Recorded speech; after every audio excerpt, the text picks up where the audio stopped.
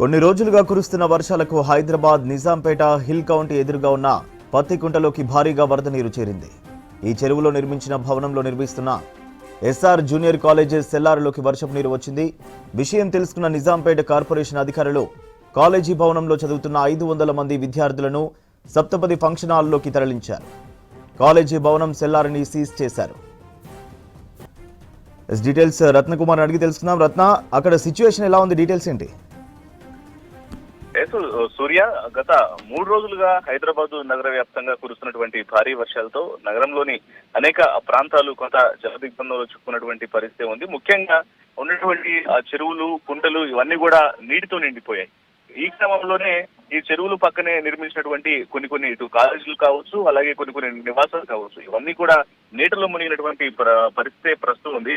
ఇక ఇందులో భాగంగానే ప్రస్తుతం ఇటు ఆ బాచుపల్లి పరిధిలో ఉన్నటువంటి నిజాంపేట మున్సిపాలిటీలో నిర్మించే ఒక చెరువులో, పత్తికుంట చెరువులో నిర్మించినటువంటి కాలేజీ భవనంలోకి, ఎస్ఆర్ జూనియర్ కాలేజ్ అనేటువంటి కాలేజీలోకి ఒక్కసారిగా వరద నీరు 2 రోజులుగా కురుస్తున్నటువంటి భారీ వర్షాల కారణంగా కాలేజీలోకి వరద నీరు రావడం జరిగింది. ఈ కాలేజీని కూడా పత్తికుంట చెరువులోనే నిర్మించారనేటువంటి దానికి సంబంధించినటువంటి సమాచారం అయితే ప్రస్తుతం మనకు వస్తుంది. అయితే సెల్లార్లోకి పూర్తిగా వరద నీరు అనేది వచ్చి చేరడంతో కాలేజీలో దాదాపు 500 మంది స్టూడెంట్స్ ఉన్నారు.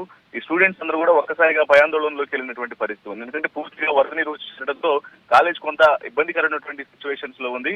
అందులో భాగంగానే ఈ విషయాన్ని తెలుసుకున్నటువంటి కాలేజీ యాజమాన్యం అప్పటికప్పుడు కాలేజీలో ఉన్నటువంటి దాదాపు 500 మంది విద్యార్థులను పక్కనే ఉన్నటువంటి సప్తపది అనేటువంటి ఫంక్షన్ హాల్లోకి తరలించడం జరిగింది.